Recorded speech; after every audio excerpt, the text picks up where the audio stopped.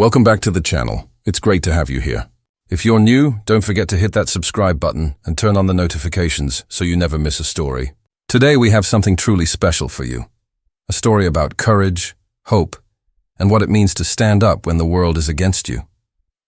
So grab a seat, stay tuned, and let's dive in. The air was thick with smoke and silence.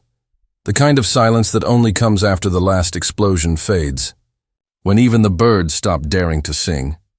It was the fifth night of shelling around the outskirts of Ouahigouya, northern Burkina Faso. Entire neighborhoods lay in ruins, homes reduced to embers and twisted iron. The desert wind carried ashes instead of sand. From the shattered remains of a pickup truck, a faint sound rose, soft at first, then desperate. A woman's cry, one voice, trembling in the chaos. Inside that wreck was Aminata, a schoolteacher 8 months pregnant, her hands pressed to her stomach, whispering prayers through broken lips. Around her, bodies lay still. Soldiers, civilians. No one could tell anymore. Overhead, a drone buzzed faintly, foreign eyes watching, recording. But no help came, not from the sky, not from the world. And yet far away in the capital, one man heard that cry. In the war room of Ouagadougou, lit only by a dying generator's hum, Ibrahim Traoré stood motionless. Maps covered the walls, red lines, arrows, and endless bad news. His commanders argued over strategy, resources, retreat, but he wasn't listening. His gaze was locked on the north, the region no one dared to go back to. A report had just arrived. A civilian convoy hit by rebels. No survivors expected. Among them, a pregnant woman. Someone in the room said quietly, "It's hopeless, sir." Another added, "We can't waste men on one person." Traoré said nothing. He simply placed his hand on the table, then looked up, eyes burning with something between fury and faith. "Hopeless," he whispered, "is a word for those who've already given up." He turned away, tightening his gloves, walking toward the door. A colonel shouted, "Where are you going, Captain President?" The door closed behind him. Outside, the storm had begun to rise, dust clouds spiraling under the city's fading lights. And as the first raindrops struck the cracked soil, the world would soon learn. What Ibrahim Traoré did next would shock everyone. Burkina Faso, once called the land of upright people, had become a land bent beneath hunger, fear, and foreign hands. Years of drought had stripped the rivers bare. Crops died before they could grow. The IMF and the so-called international partners promised aid, but their terms were chains. Gold mines traded for loans. Sovereignty sold for survival. The people were starving not only for food, but for dignity. Traoré had risen to power not from privilege, but from the dust itself, a soldier who once slept on the same cracked ground as his people. He carried the ghost of Thomas Sankara in his heart, that unbreakable belief that Africa did not need saving. It only needed remembering. But remembering had a cost. Every decision now came with betrayal waiting in the shadows. The foreign press called him too young, too bold, too defiant. Inside his own ranks, 3 senior generals whispered of replacing him with reason. Outside, mercenaries pushed rebels across the borders, feeding chaos in exchange for gold. And through all of this, amid meetings, treaties, and endless briefings, he couldn't stop thinking about the message that reached his desk that morning. Convoy hit in the north, civilians trapped, 1 woman, pregnant, location uncertain. The advisors wanted to move on. But something in that message struck him deeper than any political threat ever could. Perhaps because he'd once seen a woman like that before, during his early days as a lieutenant, when a village was attacked. He remembered the sound of a mother's cry in the smoke, and how it had haunted him for years. Now that sound had returned, not in memory, but in reality. The northern regions were a graveyard. Hundreds of villages abandoned. Farms left to die. Schools turned into military outposts. Aminata had been one of the last teachers to stay.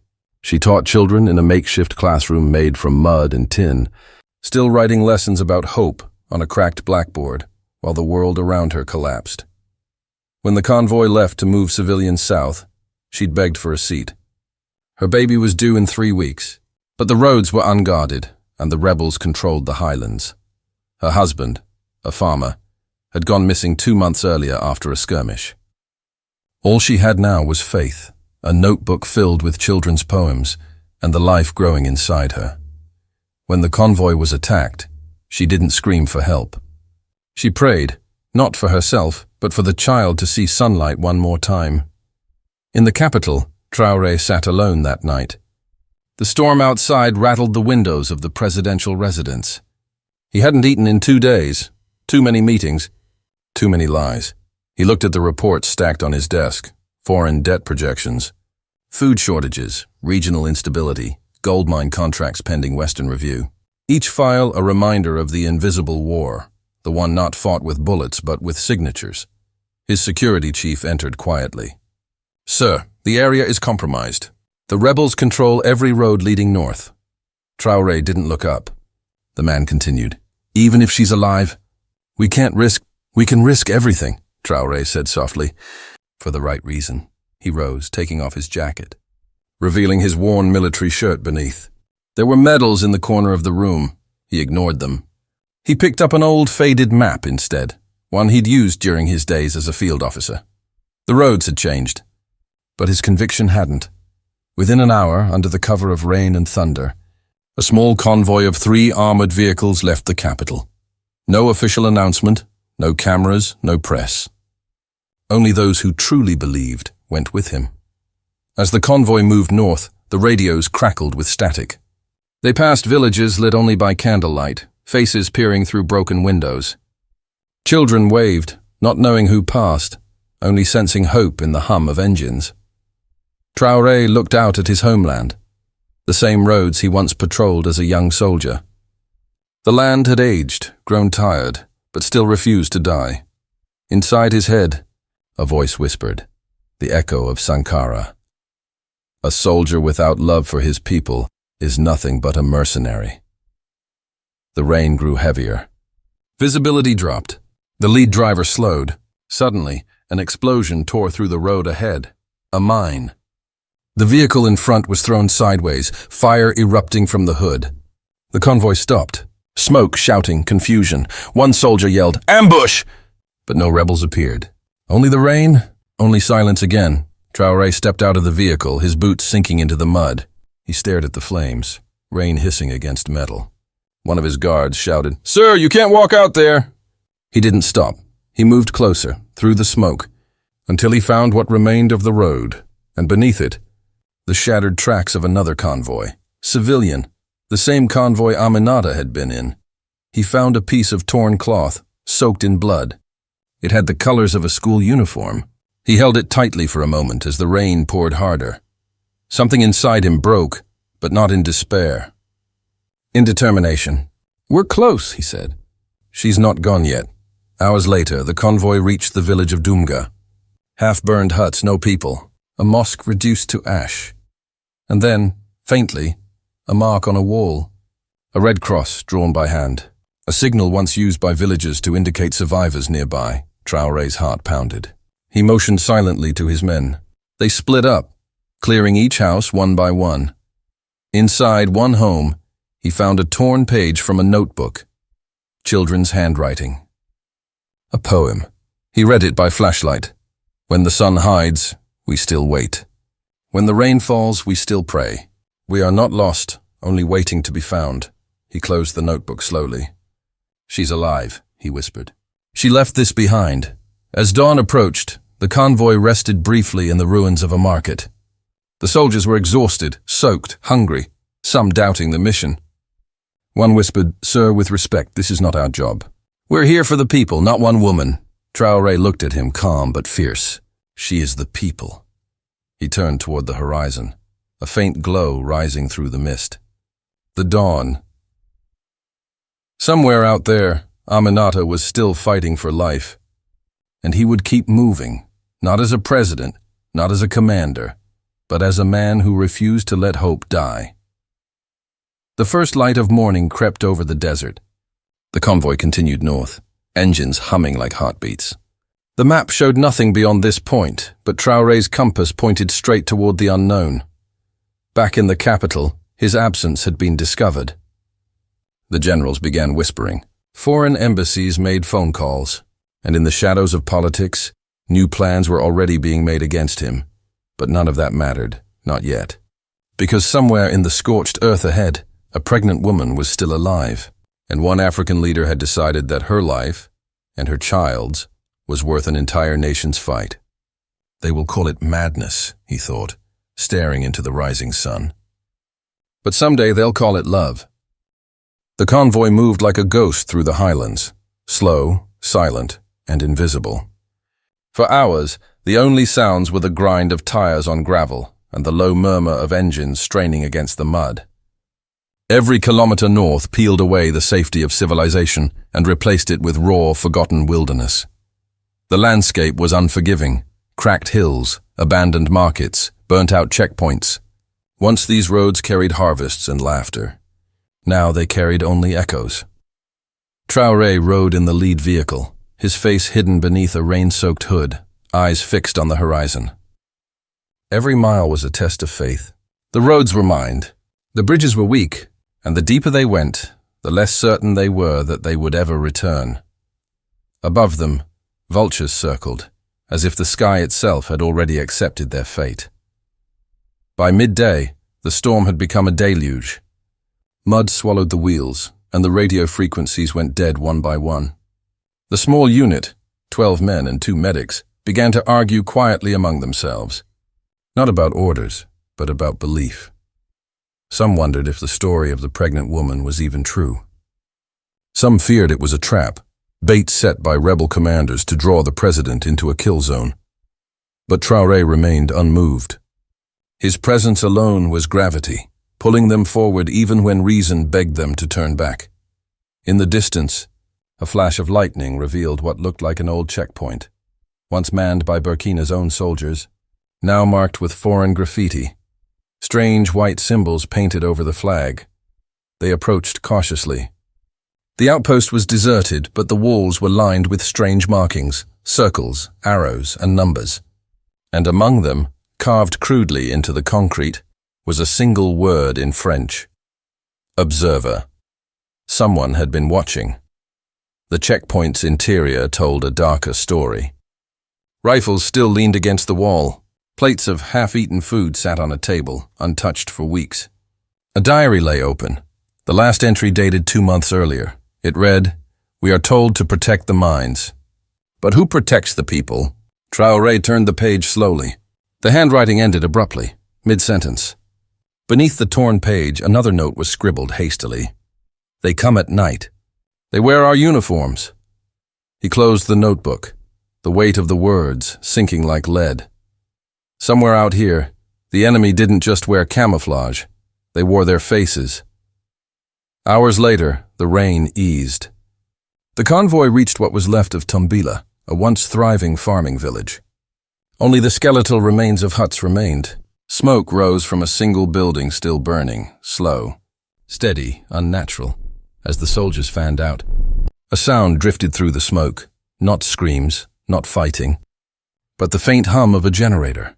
Inside an abandoned clinic, they found machines humming quietly, foreign-made equipment still warm. Files scattered across the floor, labeled in English and another language no one recognized. On one page, Subject B, pregnant civilian, captured convoy, possible foreign extraction target. Traoré's blood ran cold. Whoever the woman was, she wasn't just another civilian anymore. Someone, somewhere, wanted her alive, but why? The soldiers began to whisper. Some wanted to turn back. Others wanted to call for backup, but backup would mean delay, and delay meant death. As the sun began to set, the horizon glowed orange, the kind of beauty that only appears after devastation. In that light, Traoré stood apart from his men, staring toward the mountains. Beyond them lay the borderlands, rebel territory, and if the files were right, that's where the pregnant woman was being taken. He thought of his mother again, a nurse who had once carried medicine through battlefields when he was a child. She used to tell him, when life cries for help, you don't count the bullets. You count the heartbeats. He could still hear her voice beneath the wind. As darkness fell, they stopped to repair the radios. A signal flickered through, faint, broken static, but within it, a voice. Someone was transmitting their location. One of the engineers froze. "This isn't our frequency." Another adjusted the dial, and then, through the static, came a chilling phrase. "He's heading north." The fool still believes. The voice wasn't foreign. It was local. Someone from inside his own military command was feeding coordinates to the rebels. Traoré's men looked at him, eyes wide. They knew what that meant. They were walking straight into a trap. But instead of anger, he felt a strange calm. Betrayal was nothing new to him. In leadership, he'd learned that loyalty was a candle, and the closer you held it, the faster it burned out. He spoke softly, almost to himself. "If they know we're coming, then we're closer than they think." He motioned to move out. The soldiers followed, weary, frightened, but unwilling to abandon the fire in their leader's eyes. Night swallowed the horizon again. The convoy moved through a valley known to locals as La Route des Esprits, the Road of Spirits. Legend said it was cursed, that anyone who passed after midnight never returned. But legends were born from truth, and the truth was that hundreds had died here in the early years of the conflict. The headlights swept across skeletal remains half buried in the mud, remnants of old battles. Forgotten by history, each skull a warning, each silence a test. As they drove, thunder rolled again, echoing like distant gunfire. Traoré's mind wandered, not in fear but in reflection. He thought of the cost of leadership, the solitude it demanded. He had saved villages, inspired youth, defied foreign powers, but none of it felt as sacred as this moment. Risking everything for one nameless mother. Because maybe that's what true power was. Not control. Not fear, but compassion when it costs the most. Suddenly, the radio crackled again. This time not a voice, a pulse. A rhythmic beep, repeating every few seconds. The medic recognized it instantly, a distress beacon. Someone had activated an emergency transmitter, likely military grade. They triangulated the source. 20 kilometers northeast, near the ruins of an old mission hospital. A glimmer of hope returned to the men's faces. Finally, a direction, a sign of life. But hope was a dangerous thing in war. It burned bright, then lured you into traps. Traoré knew this, yet he chose to follow it anyway, because hope, no matter how fragile, was all that kept them human. The convoy turned off the main road, climbing toward the highlands. The air grew colder, the night quieter. Far in the distance, flashes of light flickered, gunfire or lightning, no one could tell. Inside his vehicle, Traoré unfolded the torn poem from Aminata's notebook once more. He read it under the dim glow of a flashlight, his lips moving silently with the final line. "We are not lost, only waiting to be found." He looked out at the darkness and whispered, "Then we'll find you." The engines roared back to life, heading deeper into the unknown, toward the mission hospital, toward whatever awaited them in the shadows. Behind them, far away in the capital, the betrayal began to spread. Messages intercepted, orders questioned, generals whispering of mutiny, but on that rain-soaked road, none of it mattered yet. Because for one man, one African leader, this wasn't about politics anymore. It was about humanity. And before the night was over, that belief would be tested in ways the world had never seen. By dawn, the rain had stopped. The world looked carved from stone and smoke. The convoy crept through the last stretch of road leading to Saint-Michel Mission Hospital, or what was left of it. The once white building now stood in ruins, its cross split in half, walls blackened by fire. Every window was shattered, yet the beacon still blinked faintly from somewhere inside.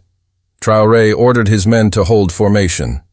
Mud clung to their boots as they advanced, rifles raised, hearts pounding like war drums. Inside, silence. Only the dripping of rainwater through holes in the ceiling. Then a faint cry, not a battle cry, a woman's voice. The sound was soft, muffled, fragile, but unmistakable. They followed the sound through a corridor littered with debris, overturned hospital beds, blood-stained blankets, medical vials scattered like shattered memories. Graffiti marked the walls again, the same symbols they'd seen before. Circles, arrows, foreign writing. One soldier whispered, "These aren't rebel marks. This looks military grade." In the maternity ward, the air was heavy with dust and decay. Then, Traoré saw it. A stretcher overturned, a trail of footprints leading toward a locked storage room. He motioned for silence. One soldier knelt, placed a charge on the door. 3 seconds later, boom, the door fell inward. Inside, under the dim light of a flickering bulb, sat a young woman, pale, trembling, clutching her swollen belly. Her name, as they later learned, was Mariama Diallo. She was alive. Barely. They surrounded her gently, lowering their weapons. Mariama's voice was weak, barely above a whisper. "They wanted the baby," she said, eyes hollow. "They said it wasn't mine anymore." Her words fell like shards of glass.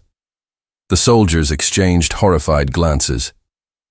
She spoke again, tears streaking through dirt on her face. "They said, foreign doctors came. They took blood. They said they needed her, my daughter, for their program." She pointed to the far wall. There, hidden under torn posters, was a metallic container with foreign writing. Biomedical aid, property of Intercorp.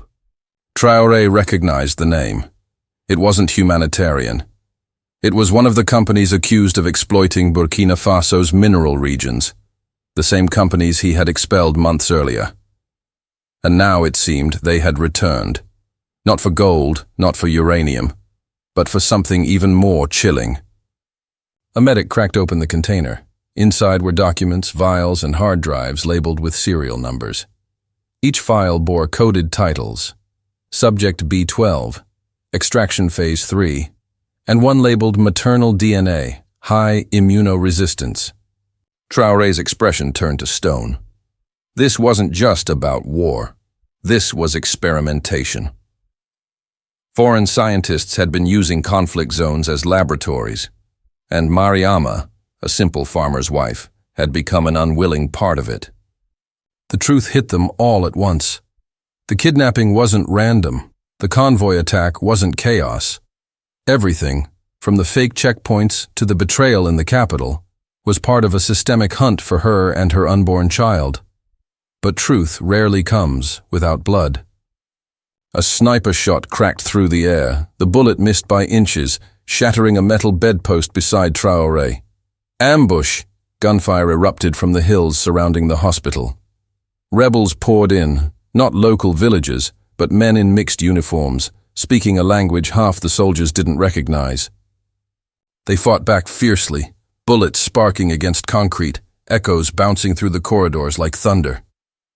Traoré grabbed Mariama and shielded her with his body as debris rained from the ceiling. His men returned fire, disciplined and focused, holding the line with everything they had. Outside, one of the vehicles exploded, flames licking the dawn sky. The radio screamed static. Then, a voice, the same betrayer's tone from before. "The leader's trapped. Finish it." Traoré's jaw clenched. His eyes hardened into steel. He ordered 2 men to flank left through the collapsed west wing. Using smoke grenades and the terrain, they created chaos, the kind of chaos Traoré thrived in. One by one, rebel positions were overrun. He fought like a man possessed, precise, fearless, relentless. His uniform was soaked in rain and blood, his movements sharp and deliberate. To his soldiers, he was more than a commander. He was the embodiment of resistance itself.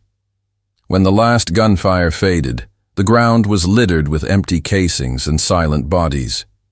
The hospital burned behind them, its smoke rising like a warning to the world, but victory came at a cost. 3 of his men lay still, one of them the youngest in the unit, barely 20. Traoré knelt beside him, closing his eyes gently. He whispered, "You gave life, so others may live." The silence that followed was heavy, not defeat, but mourning. Mariama wept quietly beside him, her hands resting protectively on her stomach. He turned to her and said softly, "You're safe now. We move before the next wave comes." She nodded, but her eyes were full of questions. Questions he didn't yet have the heart to answer. As they prepared to leave, one of the soldiers found a satellite transmitter among the debris. It was still warm, recently used. The data logs showed transmission coordinates, not to the rebels, but to a foreign embassy miles away. Someone high up was involved, someone powerful. And at the very bottom of the log, one entry stood out. Delivery confirmed. Phase 4 authorized. Phase 4. What did that mean? Traoré didn't know yet, but he knew the fight had just become bigger than a single rescue mission. They moved Mariama into one of the armored trucks and drove toward the highlands. Every kilometer away from the ruins felt like exhaling after drowning. The morning light broke through the clouds, painting the wet earth in gold. For a brief moment, the world looked peaceful again, as if it had forgotten the violence that birthed the dawn. Mariama leaned her head against the window, whispering something in her native tongue. The medic translated softly. She said, "My child will be born free." Traoré smiled faintly for the first time in days. It was a fragile smile, the kind that carries both exhaustion and purpose. They set camp on a ridge overlooking the valley. The soldiers tended to the wounded, cleaned weapons, and shared silent looks, the kind only survivors understand. Traoré sat beside the small campfire, staring into the flames. Mariama slept nearby, wrapped in a medic's jacket, her hand resting over her stomach. He thought of the documents they'd found, the corporations, the betrayal, the child. Everything connected: politics, greed, foreign interference. And yet all of it centered on something so simple, so fragile: a mother trying to live. He made a quiet vow beneath the smoke-filled sky. If the world wants to take what's pure, then I'll stand between it, even if I'm the last wall left. Far away, in a luxurious office lit by city lights, a diplomat placed a phone call. Phase 4 failed, he said coldly. The target escaped with Traoré. Proceed to containment. The line went dead. Back in the highlands, the stars blinked awake, thousands of them, scattered across the African night.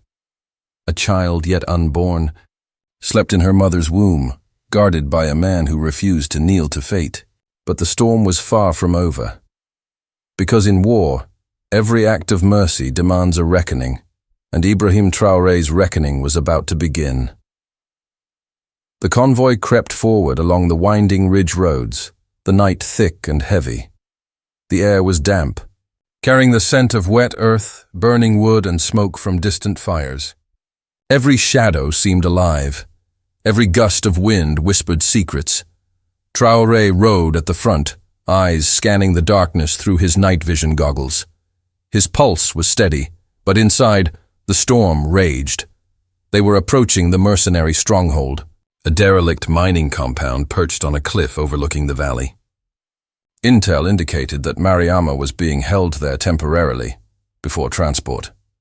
The operation was simple in theory: infiltrate, extract, and disappear.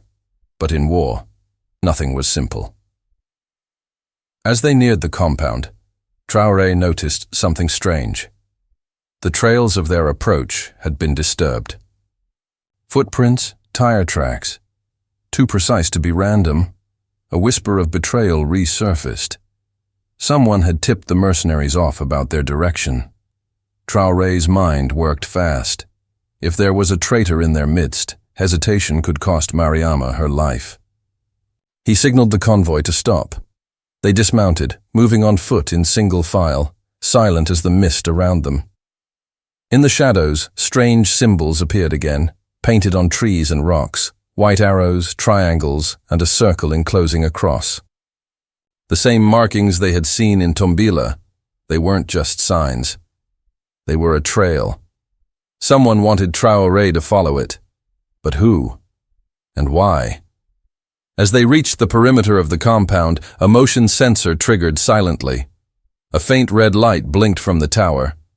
Within seconds, 2 guards appeared, their weapons raised. Traoré made a split-second decision. He charged, using the element of surprise. The first guard went down with a swift, precise strike. The second barely had time to react before a smoke grenade erupted behind him. The others followed, clearing the perimeter. Despite the storm outside, the mercenary compound seemed almost frozen, as if anticipating his arrival. Inside, the hallways were dark and narrow, lined with rusted pipes and the stench of chemicals.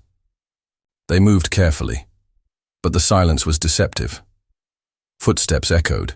Doors creaked. A distant humming of machinery vibrated through the walls, and then a shadow darted across the corridor. The compound was a maze. Traoré's team split, clearing rooms systematically. In one, they found equipment similar to what had been in Tombila: computers, DNA vials, and notebooks filled with coded entries. It was worse than they had imagined. Mariama wasn't just being held. She was part of a larger operation, one that manipulated genetics, possibly for the exploitation of unborn children.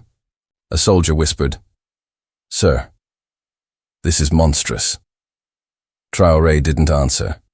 He didn't need to. Every heartbeat, every step brought him closer to her. Suddenly, a familiar voice crackled over the radio. "I see you found the files, Ibrahim. Smart. But you can't stop what's coming." Traoré froze. He recognized it instantly. The voice belonged to Colonel Kabore, one of the generals in his own command, the very man who had questioned the mission in the north. Betrayal was complete. Not only was Mariama being targeted by foreign interests, but someone inside Traoré's government was orchestrating the hunt. Kabore's laughter echoed through the corridors, amplified by the hollow walls. "You can risk your men all you want, Traoré. But at the end of the night, she belongs to them." Traoré clenched his jaw. "Not if I can help it." Gunfire erupted suddenly. A trap. Mercenaries stormed the hallways from hidden doors. Traoré's men formed a protective line. Smoke and sparks flew. One soldier was hit, falling across the floor. Another screamed, but Traoré moved like a shadow, precise, decisive. Every strike intentional, every decision a lifeline. He reached a metal stairwell. From above, two mercenaries aimed rifles at them. He kicked a nearby pipe, sending sparks and shrapnel flying, blinding their vision long enough for his men to neutralize the threat. In the chaos, Mariama whimpered from a locked room nearby. Traoré paused for a heartbeat. "I see you," he whispered. "Hold on." The storm outside intensified. Rain pounded on the roof, lightning cutting across the sky. The world seemed alive, almost sentient, witnessing this act of courage.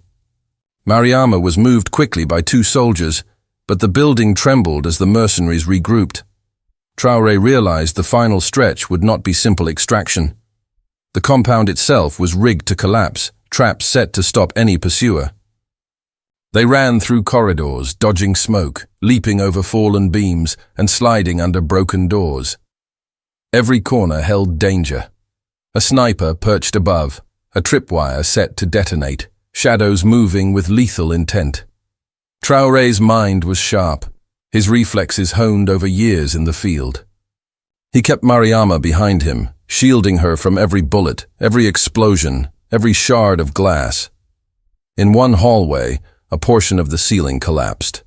Traoré slammed his body into Mariama, protecting her at all costs. Dust and rubble buried them momentarily. When the debris settled, he saw one of his soldiers pinned beneath a fallen beam. Traoré didn't hesitate. He lifted it with sheer strength and willpower, freeing the man. "We move! Now!" They pressed forward, adrenaline and fear coiling together. Every step felt like a gamble. One miscalculation, and it could be the end of everything. Finally, they reached the courtyard, the open sky above like a promise of freedom. The convoy had made it ahead, engines running, lights piercing the night. But before they could reach it, Kaboré appeared with a small unit of mercenaries, blocking the exit. Traoré didn't flinch. He lifted his rifle, eyes locked on the betrayer. "Not tonight," The ensuing firefight was brutal. Sparks, smoke, and echoes of gunfire mixing with the pounding storm. Traoré moved with calm ferocity, every motion calculated. When the dust settled, Traoré was disarmed, trapped, and silent. The remaining mercenaries scattered, leaving them the path to freedom. Mariama clung to Traoré, shaking, but alive. He looked at her, eyes filled with exhaustion, relief, and determination. "You're safe now, I promise." Above them, the first stars of the night pierced the storm clouds. The highlands stretched endlessly, a reminder that their journey was far from over. But in that moment, battered, bloody, yet unbroken, hope glimmered. Traoré had faced betrayal, foreign mercenaries, and imminent death. He had prevailed, and the life of a mother and her unborn child rested in his hands. The final hallway. The mercenaries weren't finished.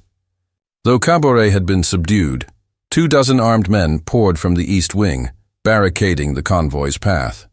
The courtyard was no longer an escape. It had become a death trap. Traoré assessed the situation instantly. Narrow exits, limited cover, mercenaries flanking from both sides.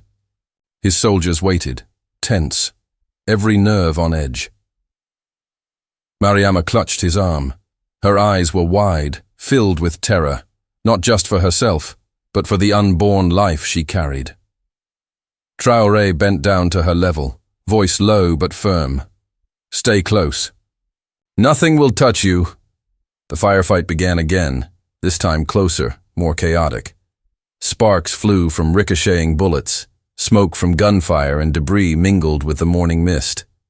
Traoré moved like a phantom, leading a counterattack through calculated bursts of fire.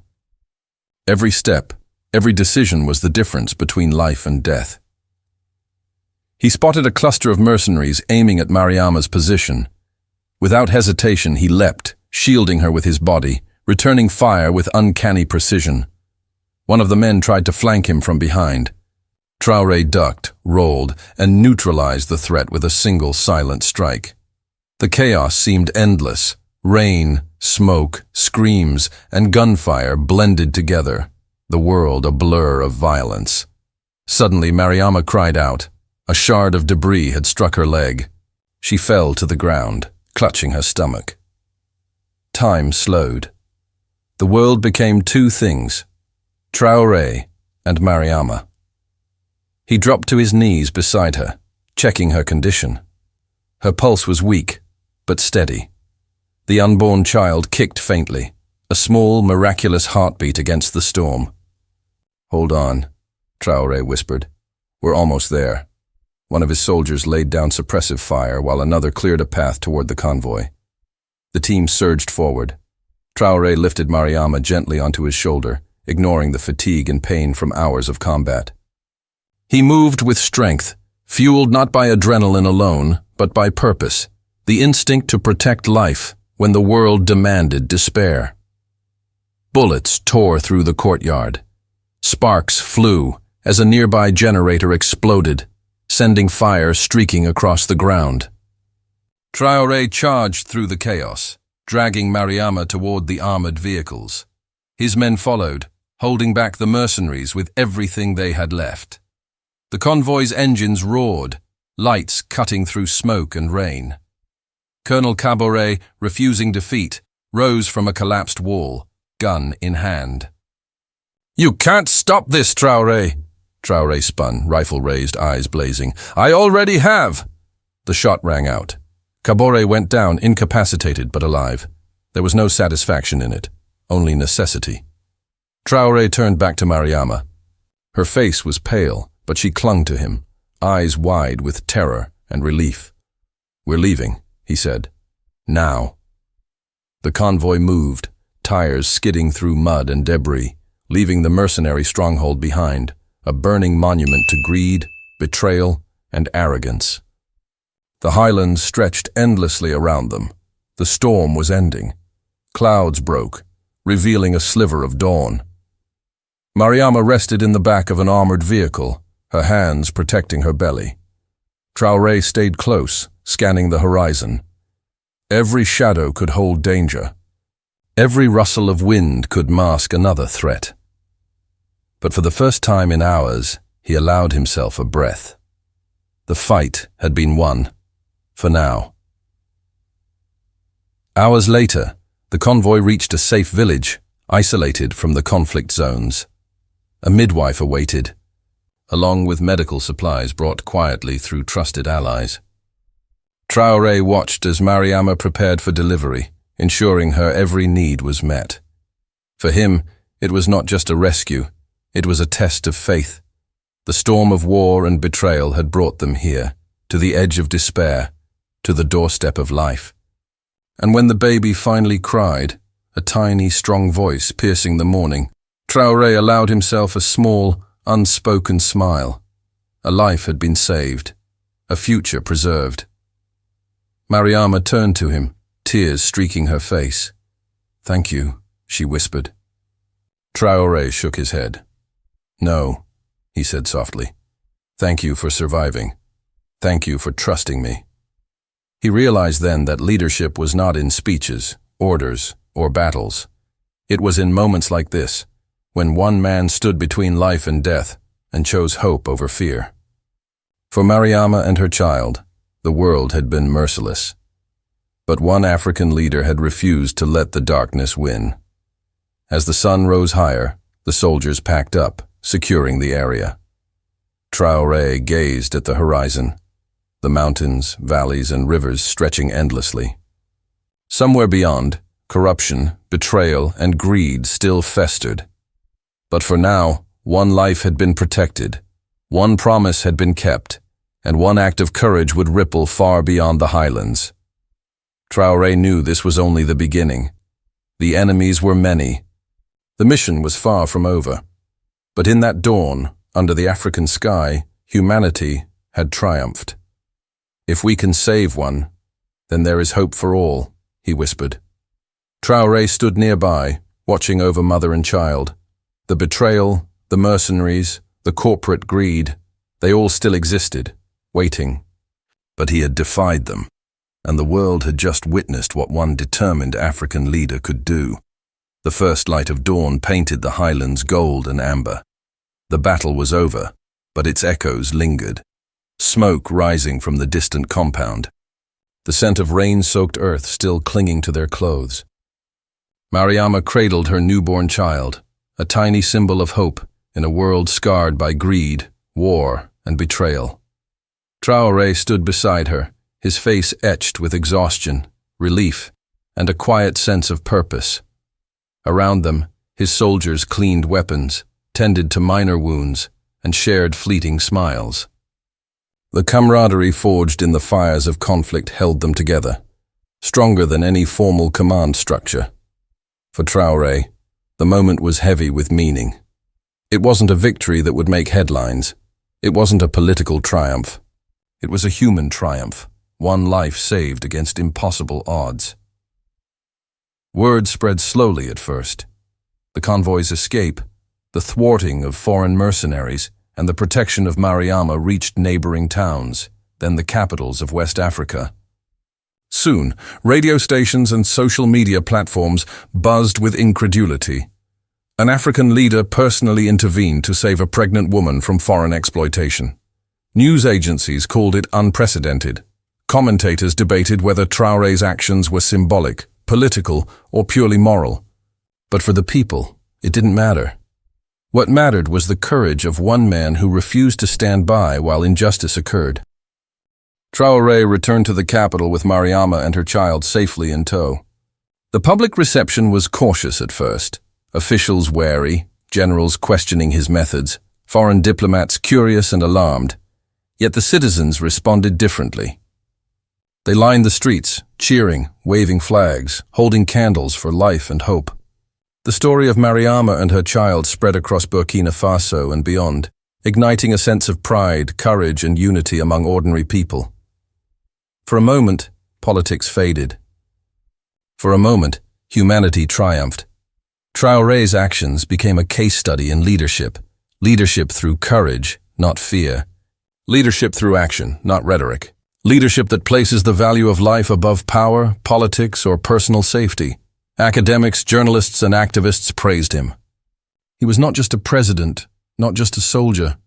He was a guardian of human dignity, a reminder that leaders exist to protect, not exploit. And in every village, every home, people told the story to their children. Remember the man who went into the storm to save a mother and her child. Mariama and her child were settled in a secure location, under the care of trusted midwives and doctors. She recovered, her body and spirit slowly mending from the trauma endured. The newborn thrived, growing strong, a living testament to resilience and courage. Traoré spent time visiting other affected regions, hospitals, orphanages, and towns affected by prior mercenary raids. He met families, listened to their stories, and taught his soldiers that the smallest act of protection can echo far beyond the battlefield. In the evenings, he would walk alone, staring at the stars, reflecting on the chain of events, betrayal, danger, loss, and ultimately life.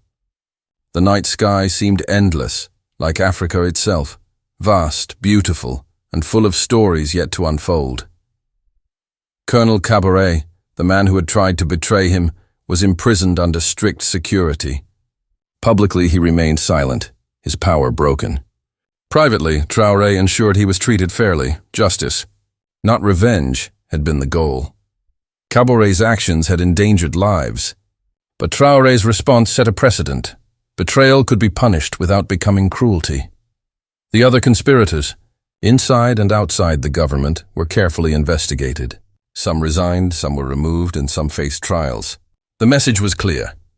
Human life is above politics, and no one is untouchable. Across West Africa, the story spread like wildfire. People began organizing local volunteer networks, advocating for protection of civilians, and resisting foreign exploitation with new determination. Traoré became more than a leader.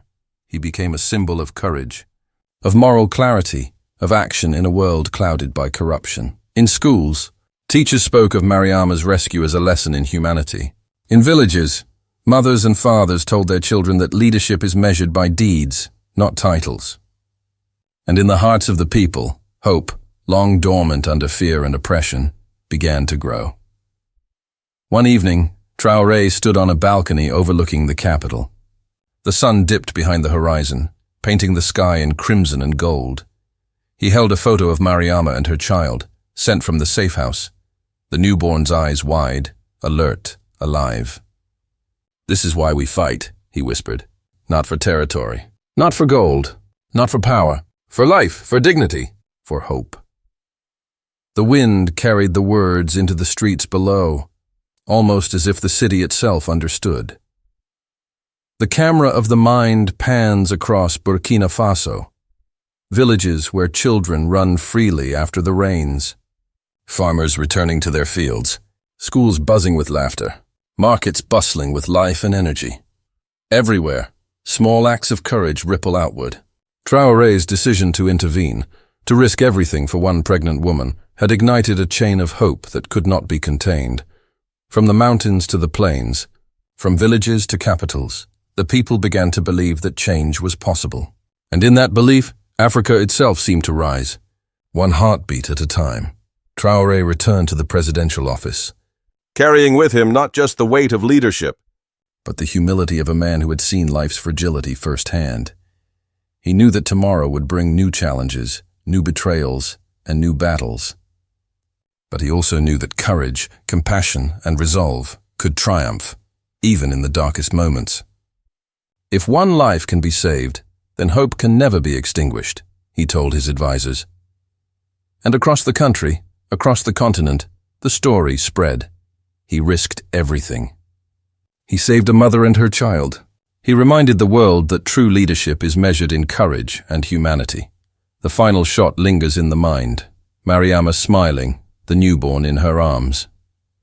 Traoré standing strong, silhouetted against the rising sun. Soldiers, villagers, and children beginning a new day. The storm has passed. The darkness has been challenged. And somewhere deep in the heart of Africa, a single act of bravery had lit a beacon for the future. When one life is protected, The soul of a nation awakens. Months had passed since the Highlands rescue. Mariama and her child thrived in a safe, secluded village, under the care of trusted midwives and guardians. The newborn, now strong and alert, had already become a symbol of resilience, proof that life could persevere against all odds. Traoré returned to the capital, not as a war hero, but as a leader who embodied humanity itself. The halls of government were no longer echoing chambers of political posturing. They were a place where decisions weighed heavily, where moral courage carried as much importance as strategy. He walked through the presidential gardens, rain-soaked paths reflecting the dawn light. Every step reminded him of the Highlands, the chaos, the desperate moments when life hung by a thread. He understood something essential. Leadership was not defined by titles, decrees, or borders. It was defined by the courage to act when it mattered most. Burkina Faso had changed. Word of Traoré's actions spread beyond borders, igniting discussions in neighboring countries and across the continent. Schools incorporated the story into lessons on courage and ethics. Journalists wrote editorials about leadership beyond politics. Villagers told their children tales of a man who defied betrayal, mercenaries, and foreign greed for the sake of one mother and her unborn child. But the most profound change was in the hearts of the people. Fear gave way to hope. Cynicism gave way to belief. The message was clear. One courageous act can inspire millions. Mariama herself became a quiet symbol of resilience. She spoke publicly, her voice soft but firm. He saved me, yes. But he reminded us all that life is sacred. That courage is contagious. That hope can survive even the darkest storms. Her words resonated far and wide. Mothers, fathers, and children across the region repeated them in whispered reverence. Traoré visited her often, not as a politician, but as the man who had risked everything to protect her. They shared quiet moments, watching her child grow, witnessing the innocence of life flourishing after tragedy. Traoré knew that danger still lurked. Corporate greed, political treachery, and armed factions continued to threaten Burkina Faso and the broader region. But one thing had shifted irrevocably: the power of courage in the face of injustice. Soldiers who fought beside him became mentors for younger recruits, teaching not only combat skills, but ethics, integrity, and the value of life. And slowly, across the villages, towns, and cities, a network of community leaders, activists, and ordinary citizens began to form, inspired by a single act of bravery. The story did not stop at national borders. Across Africa, the narrative spread. An African leader, Ibrahim Traoré, defied mercenaries and betrayal to protect a mother and her unborn child. People saw in Traoré not only a political figure but a symbol of what leadership could and should be. In conversations in marketplaces, universities, and government halls, citizens debated, learned, and dreamed. A sense of empowerment took root. Africa could protect its own. Africa could value life over greed. Africa could rise, one courageous act at a time. At night, Traoré would often walk alone through the presidential gardens. The wind carried whispers of the mountains, the highlands, and the storm he had survived. He thought of Mariama, her child, and the countless others whose lives were fragile yet precious. He reflected on the weight of leadership, realizing that the measure of a leader is found in the lives they protect, not the power they wield. He also knew the lesson extended beyond politics. Courage is contagious. Hope is actionable. Humanity is a choice. Even in a world riddled with betrayal, violence, and exploitation, a single act of bravery could ignite a movement. At night, Traoré would often walk alone through the presidential gardens. The wind carried whispers of the mountains, the highlands, and the storm he had survived. He thought of Mariama, her child, and the countless others whose lives were fragile yet precious.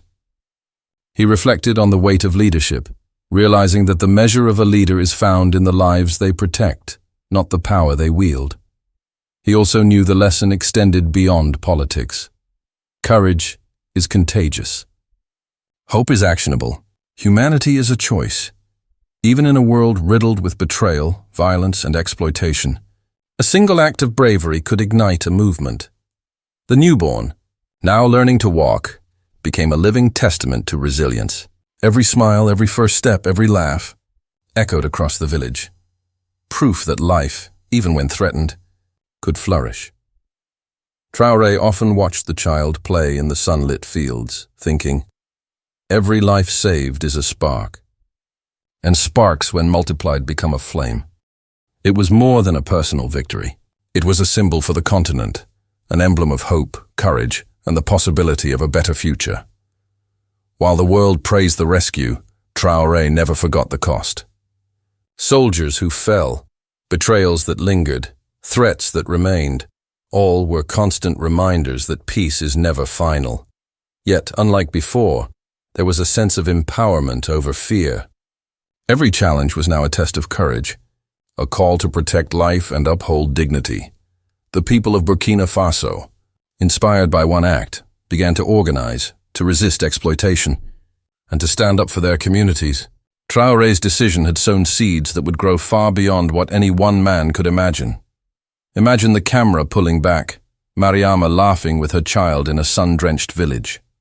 Soldiers training under the guidance of wisdom and ethics. Villagers rebuilding schools and markets destroyed by greed and war. Mountains, rivers, and plains stretching endlessly under a golden African sun. The storm has passed. The darkness was challenged, and in its wake, hope shines brighter than ever. Traoré's actions illustrated that. Leadership is measured in deeds, not words.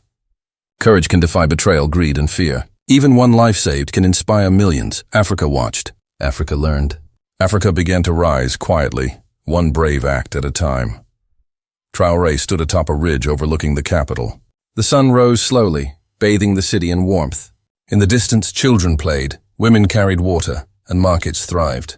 Life, fragile yet defiant, continued.